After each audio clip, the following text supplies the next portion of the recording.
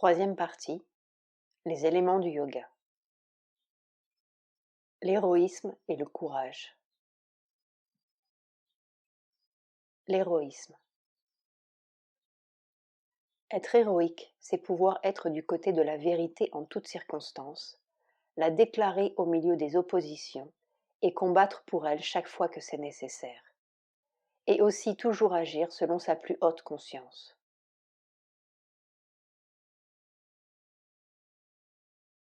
L'héroïsme. 1. Faire toujours ce qu'il y a de plus beau et de plus noble. 2. Agir toujours du plus haut de sa conscience. L'acte héroïque lutte pour le beau et le vrai, sans crainte des obstacles et des oppositions. La pensée héroïque va à la conquête de l'inconnu, sans crainte des difficultés et des incompréhensions. Nul n'est jamais vaincu qui refuse de l'être. Nous aspirons à être les vaillants guerriers du Seigneur pour que sa gloire puisse se manifester sur la terre. 30 septembre 1954. La bravoure ne craint rien et sait tenir bon contre les adversaires.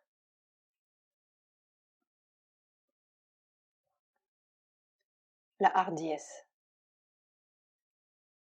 Hardiesse, fait sans crainte ce qui doit être fait, ne redoutant aucune difficulté.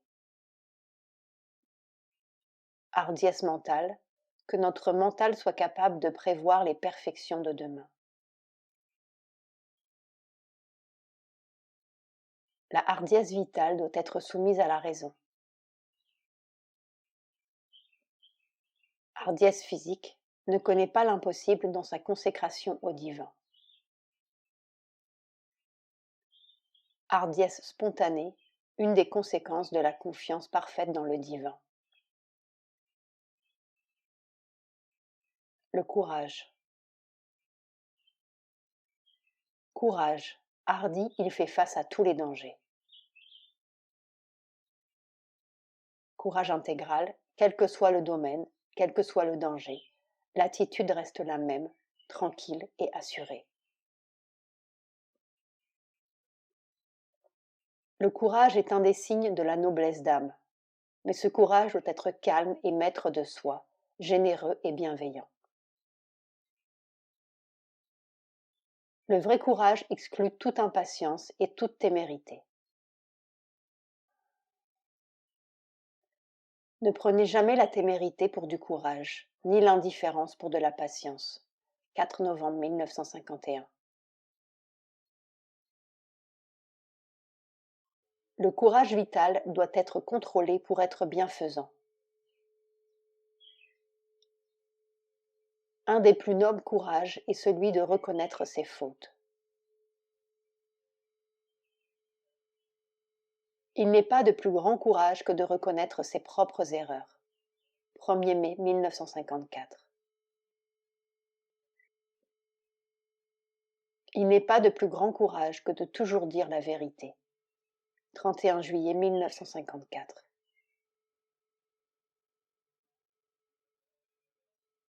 Ayez le courage d'être d'une complète franchise avec le divin.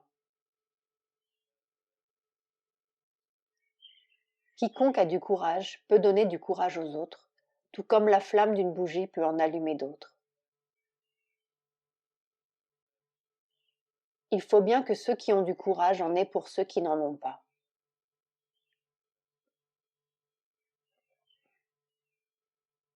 Le courage moral et l'endurance morale sont souvent beaucoup plus difficiles à acquérir que le courage et l'endurance matérielle.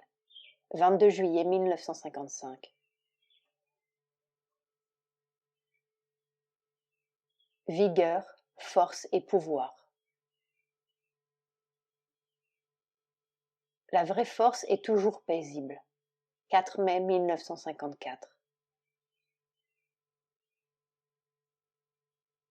Tous ceux qui sont vraiment forts, puissants, sont toujours très tranquilles. C'est seulement les faibles qui sont agités. La vraie tranquillité est toujours un signe de force. Le silence intégral, la source de la vraie force. Un pouvoir extérieur n'a de la valeur que dans la mesure où il exprime le pouvoir de la vérité. 16 janvier 1955. Pouvoir individuel, limité dans sa capacité et son action. Pouvoir individuel éclairé, limité dans son action, mais d'une capacité très supérieure. Le pouvoir mentalisé, le pouvoir rendu utilisable. Pouvoir dynamique, indispensable pour progresser. Paroles de la mer, volume 2.